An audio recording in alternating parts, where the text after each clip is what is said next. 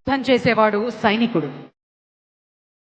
నష్టం వస్తుంది కదా అని తెలిసి కూడా వ్యవసాయం చేసేవారు రైతులు.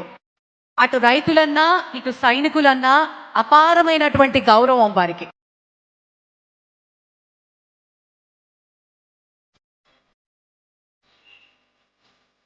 ప్రజాసేవతో, సంక్షేమంతో ఇదే బాటలో ఆంధ్రప్రదేశ్‌ని ముందుకు నడిపిస్తూ ఉన్నటువంటి మన ఉప ముఖ్యమంత్రి వర్యులు శ్రీ పవన్ కళ్యాణ్ గారు